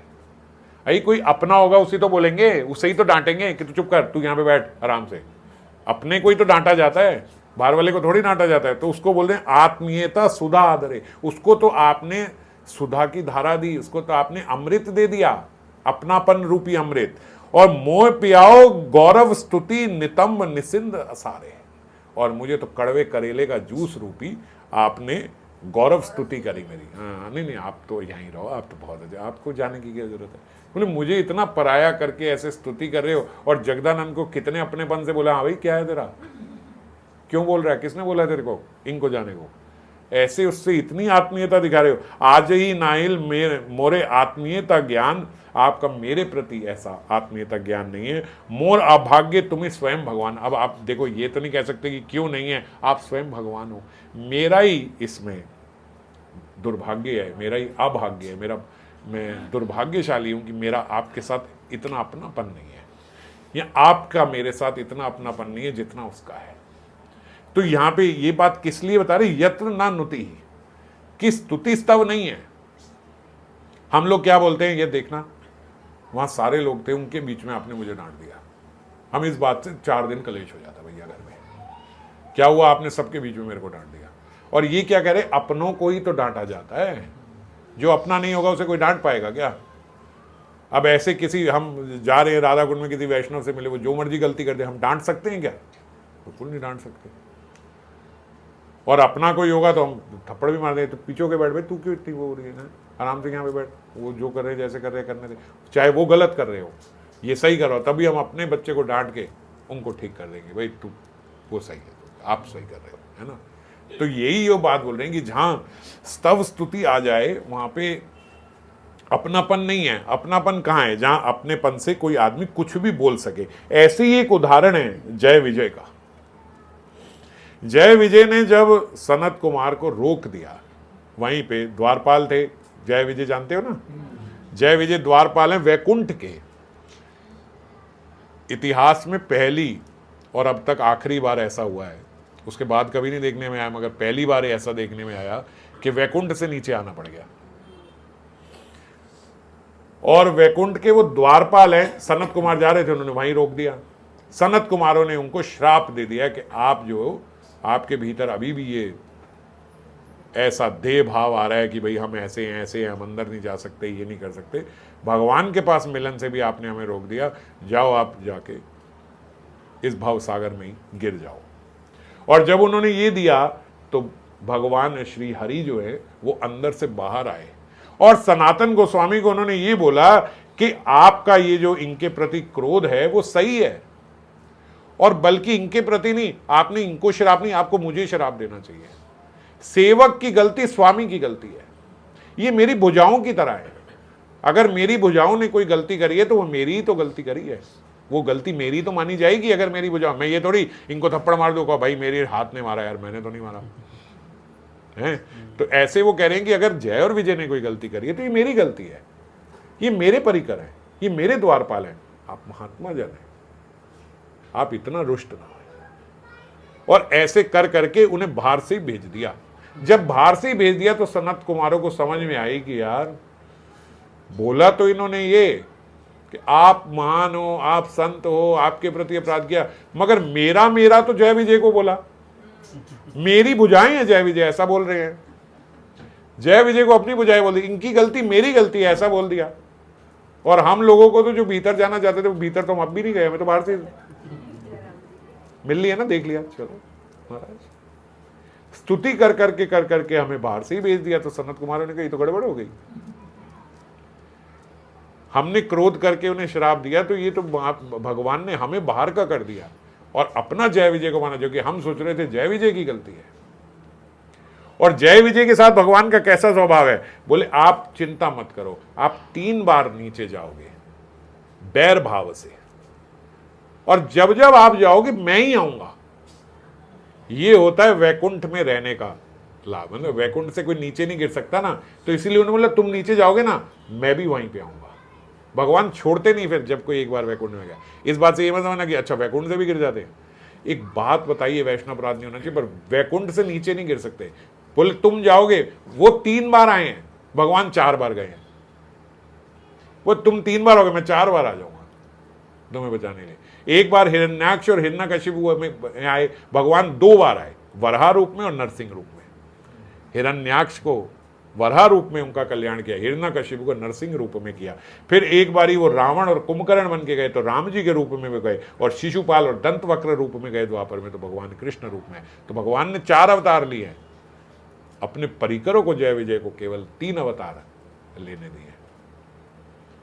रावण को तो पहले ही मार देने वाले थे उनके, ये रघुवंशी है ना राम जी, रघु जी मारने वाले थे रावण को, तीर निकाल लिया था, पता ही नहीं है आप लोगों को। ब्रह्मा जी वहां पे आ गए, रघु जी को रोका, भाई मत करो, भगवान ने बोला है कि इन्हें ये उनके ही परिकर हैं। बोले उनको बोलना कि ये बारी तो गया, ये अब नहीं छोड़ूंगा इसे। आगे बोले नहीं, भगवान ने मुझे भेजा है। भगवान ने कहा वो आप ही के कुल में आएंगे, अब मारो मत, ये उनके परिकर हैं, ये वो ही मारेंगे, इनको और कोई नहीं मार सकता। रावण जो है ना, वो एक बार बैठा ऐसे कि भैया अब मेरे से ज्यादा सर्वश्रेष्ठ इस दुनिया में कोई नहीं है। अपने मंत्री को बोला, मंत्री ने बोला गलती समझ रहे हो, आप रघु से नहीं मिले हो। ये रघुनंदन है ना, जो रघुकुल में आए हैं भगवान, तो इनके कुल के ऊपर जो रघु थे, तो वो रावण को उन्होंने बोला उत्तर दिशा में वो जो राजा है ना रघु, अभी आप शायद उनसे मिले नहीं, तभी आप ऐसा कह रहे हो, ऐसा कौन है जो रावण से ऊपर हो, आप जाओ, बोले मिलो उनसे।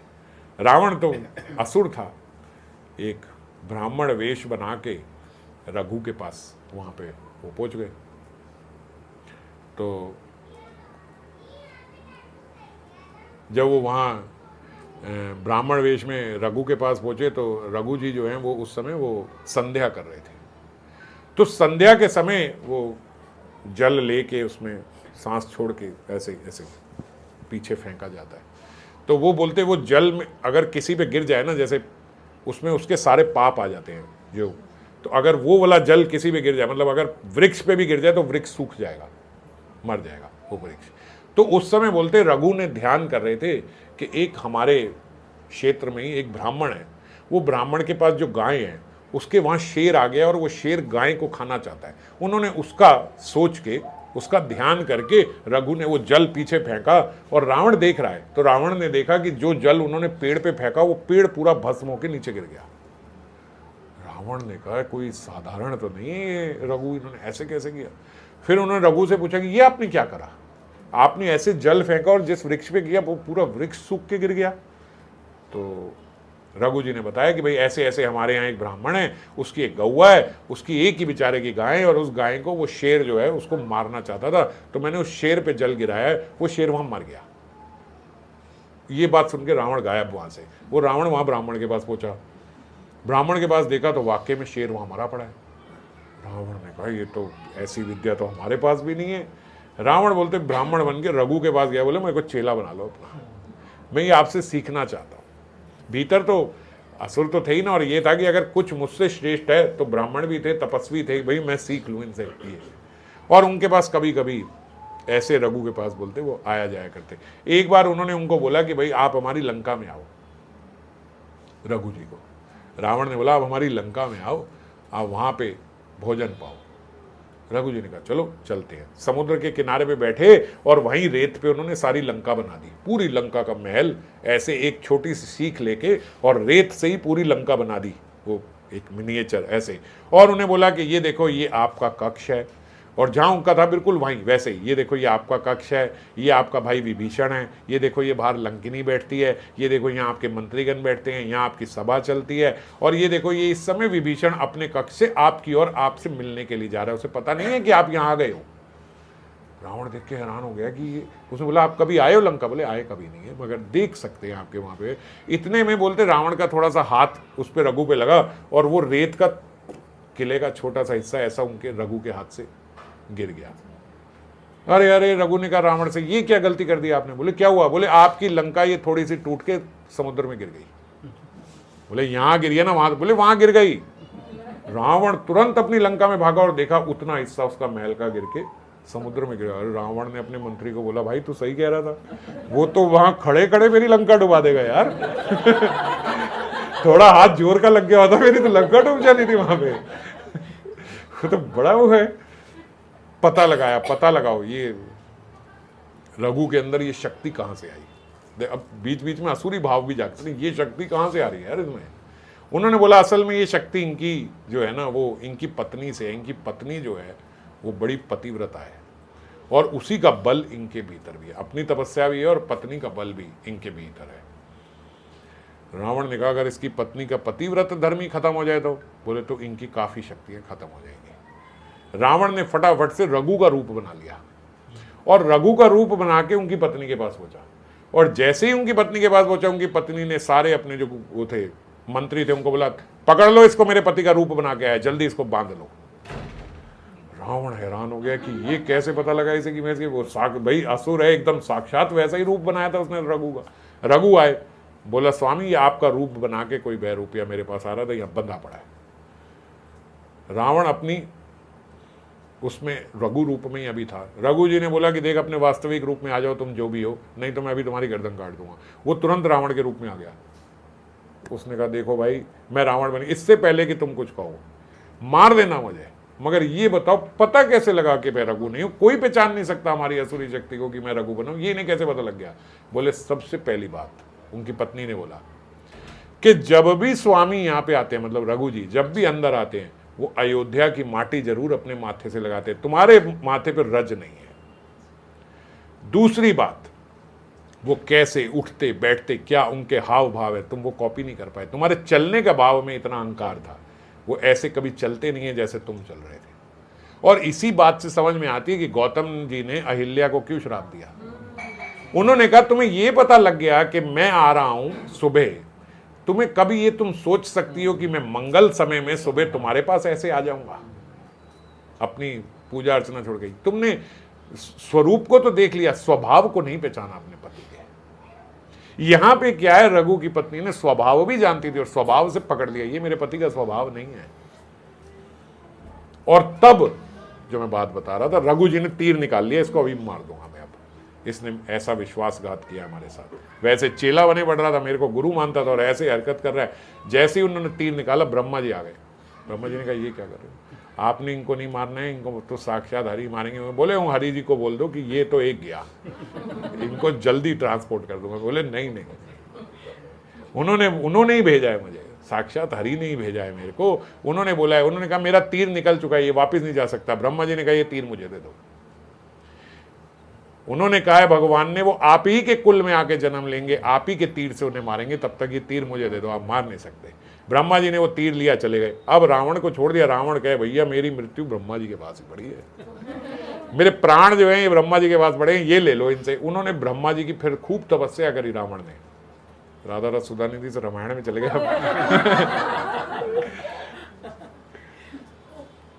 तो खूब तपस्या करी ब्रह्मा जी की, ब्रह्मा जी प्रकट हो गए। अब ब्रह्मा जी सीधे बेचारे, मैंने आपको पहले भी बताया। ब्रह्मा जी ने कहा मांगो, उन्होंने कहा महाराज वो तीर दे दो। जो तीर से मैंने मरना है वो तीर आप मुझे दे दो। ब्रह्मा जी ने कहा तो तुमने मुझे फंसा लिया, ये लो तीर, मगर मरोगे फिर भी तुम, ये मत सोचना कि अमर हो जाओगे। उन्होंने कहा वो कोई बात नहीं, आप ये तीर दो। तीर जाके उन्होंने मंदोदरी को दिया। मंदोदरी के वहां उन्होंने एक पूरा पिलर बना दिया, उसके बीच में तीर डाल दिया कि भैया मंदोदरी मेरे प्राण इसके अंदर है, कुछ भी हो जाए ये खंबा सलामत रहना चाहिए, ये तुम समझ लेना। मंदोदरी ने कहा आम कौन से हिरण्यकशिपु हुए भाव में आ रहे हैं भैया, जो खंबा तोड़वा देंगे, यहीं रहेगा, चिंता न करो, आपका ये तीर यहीं सुरक्षित है। अब जब रावण और राम जी का युद्ध हुआ, राम जी को तो पता ही है कि ये मरेगा नहीं, तो राम जी मारे जा रहे हैं, वो मर नहीं रहा। खुद वो बोलना नहीं चाहते। विभीषण ने आके बोला कि राम जी आप इनको जितने मर्जी तीर मारो, ये मरेगा नहीं। जिस तीर से इसने मरना है वो इसने ब्रह्मा जी से प्राप्त किया था। हम इनके भाई हैं, हमें ये तो पता लगा कि ब्रह्मा जी से इन्होंने ये वर मांगा, पर तीर इसने कहाँ रख दिया ये हमें नहीं पता, मगर ये मरेगा उसी तीर से। हालांकि राम जी जानते हैं, मगर लीला कर रहे हैं कि भाई ये बोले, मैं तो नहीं बोलूंगा, तो ये मुझे आके ये बताए। तो राम जी ने कहा भैया राम जी के काज कौन संवार सकता है, हनुमान जी। राम जी ने हनुमान जी को, हनुमान जी देखो ये बात है, जाके वो तीर ढूंढना। हनुमान जी ने कहा ढूंढ लेंगे, कोई समस्या की बात नहीं है, तो बड़ी सरल बात है। हनुमान जी वहाँ पे थोड़ा घूमे फिरे, दिमाग लगाया। उन्होंने कहा देखो ऐसा भी कुछ होता है ना, अगर ऐसा कुछ होगा तो इसने अपनी प्रिय पत्नी को ही दिया होगा। तो सबसे ज़्यादा प्राणों की रक्षा में जो है वो पत्नी से ही अपनी निज बात ऐसी करेगा, और किसी से नहीं करेगा, क्योंकि प्राणों की बात है। तो सबसे जो निज जन होगा उसी से करेगा, तो वो मंदोदरी है, मंदोदरी से किया होगा। मंदोदरी के पास गए, मंदोदरी वहाँ रो रही हैं कि भाई आज तो राम जी से युद्ध कर रहा है, रावण गया। मंदोदरी को उन्होंने, हनुमान जी ने चला के बोला तुम क्यों रो रही हो। बोले आज उनका, अरे उनका तो वध हो ही नहीं सकता, आप भूल गई हो, वो तीर जो उन्होंने तुम्हारे पास सुरक्षित रखवाया है, वो तीर से ही तो उन्होंने मरना है, और तीर तो तुम्हारे पास है। मंदोदरी बोला अरे हाँ ये तो मर ही नहीं सकते, वो तीर तो मेरे पास है। अब उन्होंने कहा कि ऐसा होता है कि जब किसी के पास ज़्यादा धन है, उसको उसकी याद करा दो ना, वो तुरंत वो देखने जाएगा कहाँ भैया पड़ा है ना सुरक्षित। हनुमान जी ने जान के बाद बोले अब ये जहाँ जाएगी तीर के पास जाएगी, सबसे पहले देखने के लिए वो सुरक्षित है। मंदोदरी वहीं गई और वहीं उससे खंबे से ऐसे करके स्वामी आपके प्राण की रक्षा हो, ये हो वो। वहीं तुरंत हनुमान जी ने विराट रूप लिया, मुष्टिक प्रहार किया, वो तीर निकाल के वहीं से उड़ के भाग गए। वो तीर लाके राम जी को दिया, राम जी ने वही तीर मारा रघुवल और रावण का वध कर दिया। हाँ वो वहीं पे मारा, वही वाला तीर मारा। बड़ी सारी टर्म्स एंड कंडीशन थी ना इन लोगों के मरने की। तो रावण को उसी तीर से, फिर जो रघु का तीर था वो से मारा। तो कहने का जो भाव था हमारा यहाँ पे वो ये कि स्तुति जो है वो अच्छी नहीं लगती है ना। तो अपने जो परिजन हैं उनके जैसे वो जय विजय के वो साथ हो गए। ऐसे ही सनातन गोस्वामी ने भी उनको यही बात बोली कि भाई जगदानंद आपका प्रिय है, आप उसके साथ ऐसा वो कर रहे हो। और यहाँ वो जय और विजय की कह रहे हैं हाँ हाँ इन्होंने गलती करी है, इनकी बहुत गलत बात है, ये है वो है, मगर वो उनके ज़्यादा प्रिय हैं जिनको वो गलती बता रहे हैं। तो भाव यही रहता है कि चाहे अपना जो है अपने को हम डांट सकते, दूसरे को हम नहीं डांट सकते। पूर्णमासी देवी जो हैं वो एक फिर नाटक के माध्यम से बता रहे हैं कि जैसे जो तीसरा भाव है, तीसरा भाव क्या है, यत्र न आगा ना व संभ्रम, जहां कोई यत्र न आगा, जहां कोई अपराध नहीं है और जहां कोई संभ्रम नहीं है, भय आदि नहीं है, भय नहीं लग रहा है, ऐसा कोई भय जनित गौरव नहीं है, ये दो चीजें नहीं है। यत्र न आगा ना व संभ्रम, आगा मतलब अपराध, ऐसे नहीं कि कुछ बोल दिया अपराध हो गया, आपने मुझे गाली दे दी अपराध हो गया, आपने मेरे से ऊंची आवाज में बात कर ली अपराध हो गया। तो जीव गोस्वामी ने ये बात बोली भी है ना, जहां संबंध होता है वहां इतनी जल्दी वैष्णव अपराध नहीं लग जाता, क्योंकि उसका रीजन है कि आप पति पत्नी आपस में झगड़ पड़े, है ना। नहीं तो इसमें पारिवारिक जीवन में जो गृहस्थ आश्रम में वो तो कभी भगवत धाम जा ही नहीं सकता, वो दिन में एक बार तो कम से कम झगड़ा करेंगे, 2 दिन 3 दिन में एक बार तो हो ही जाता है। अब वो झगड़ा करे हो गया वैष्णव अपराध हो गया। तो इतनी सरलता से वैष्णव अपराध नहीं लगता, क्यों? क्योंकि बोले आपस में जब संबंध होता है, दो मित्रों का आपस में वैष्णव का जब संबंध होता है तो क्या होता है, आप गलत बोल लो, जैसे उसने पत्नी को गलत बोल दिया, गाली भी दे दी, लेकिन तब भी पत्नी के भीतर ये नहीं है कि मरे ये, है ना। और अगर कोई तीसरा आके बोले ना भाभी जी बिल्कुल ऐसे ही हैं, बड़े गंदे हैं, ये हो गए, तो चुप कर, वो उसकी और मेरी बात तू कहेगा बीच में बोल रहा है ना। तो वो बोलते ये जो संबंध है ना, कि चाहे कितना भी आपस में बोल ले, लेकिन ऐसा नहीं कि वो उसका हित चाह रहे हैं, और ऐसा भी नहीं है कि कोई तीसरा बोल ले तो वो उसको भी उसके साथ मिल रहे हैं। तो ये जो संबंध है ये रक्षा करता है, इससे वैष्णव अपराध नहीं होता। तो ऐसा संबंध जहां कोई, यहाँ तो लगता नहीं है ना, और यहाँ जो बात कर रहे हैं राधा कृष्ण का, वहां हो मानते भी नहीं है, गुस्सा भी नहीं होती, लड़ाई भी नहीं होती। तो यहाँ पे यत्र ना आगा ना व संभ्रम, ना कोई संभ्रम है और ना कोई उनके भीतर अपराध बुद्धि है। तो ये भाव उज्ज्वल नीलमणि में बताया गया। पूर्णमासी नंदी मुखी से कह रही है कि हे देवी, राधा माधव का ये निरूपम प्रेम जो है वो गुरुजनों द्वारा जो भय अथवा कष्ट उपस्थित होता है, वो किए जाने पर भी उनके भीतर कोई उद्वेग नहीं आता।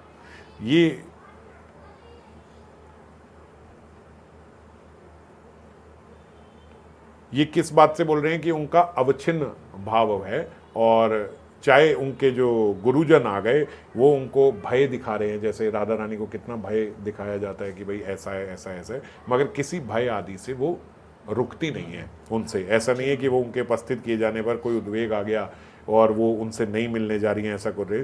तो बोल रहे ये प्रेम उत्सव जो है ये परम समृद्ध होकर वर्धित ही होता है। ये कैसा प्रेम है, रोज बढ़ता बढ़ता बढ़ता बढ़ता बढ़ता चला जा रहा है, अगले दिन फिर और चमत्कृत हो जाएंगे कि इतना ऐसा लावण्य, ऐसा रूप।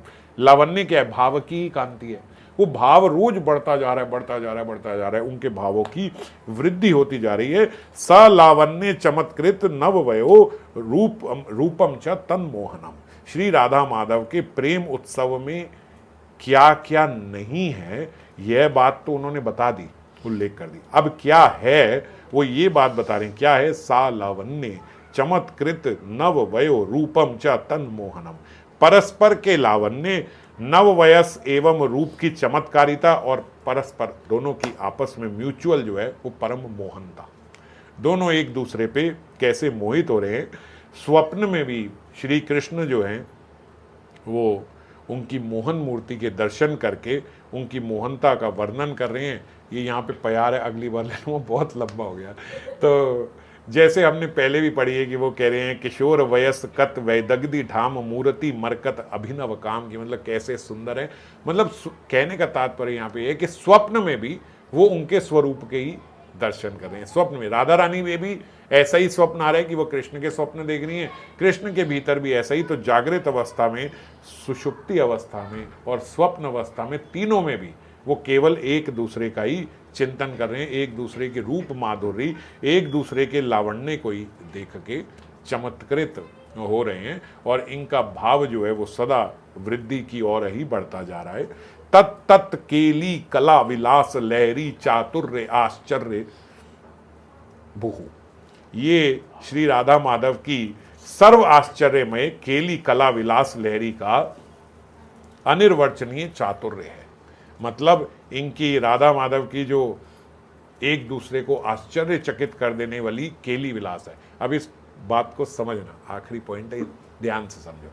ये आश्चर्यचकित कर देने वाली इनकी केली विलास कैसे है? बोले ये इसमें कितनी वैरायटी आ जाती है, इतनी वैरायटी आ जाती है कि प्रेम विलास विवर्त हो जाता है।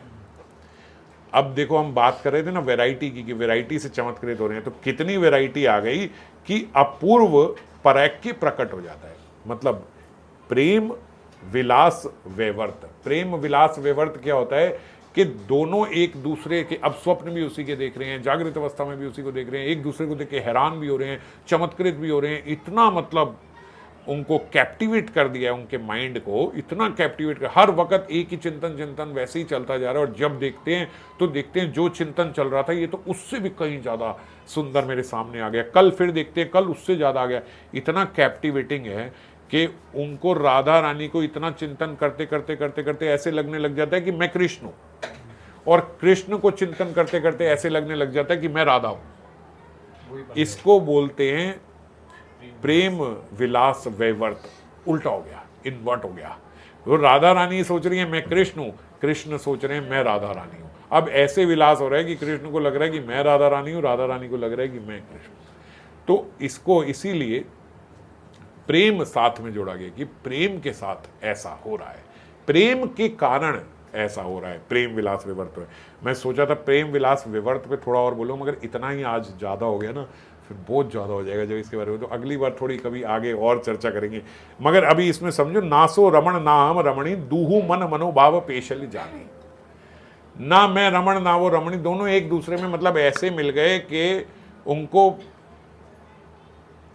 कितने समीप ऐसे लग रहा है कि ऐसे लग रहा है मैं ही राधा रानी हूं, और राधा रानी कितनी समीप कृष्ण की हो गई कि ऐसे लग रहा है कि मैं ही कृष्ण हूं। तो इतना प्रेम।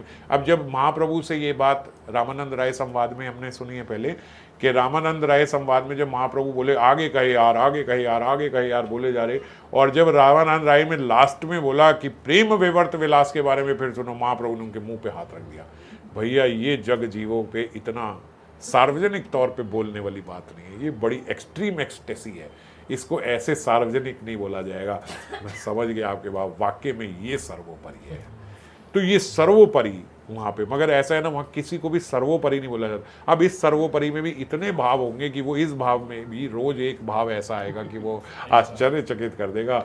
आप जैसे अनुभवी व्यक्ति जान सकते हो, मेरे भीतर ऐसा अनुभव नहीं है, तो अनुभव से ये बात जानी जा सकती, शब्दों से एक दूसरे को समझाई नहीं जा सकती। तो खैर, इसी के साथ ये जो आशीर्वादात्मक श्रीपाद का ये थोड़ा लंबा ही था 103 ये आज इस श्लोक का यहीं विराम हुआ। अगली बार फिर देखता हूँ, मैं प्रयास तो रोज़ कर रहा हूँ रोज़ करने का, मगर ऐसा शेड्यूल हो रहा है कि अभी कर नहीं पा रहा हूँ। तो जब जैसे संभव होगा फिर 104 श्लोक पे चर्चा करेंगे। जय राम।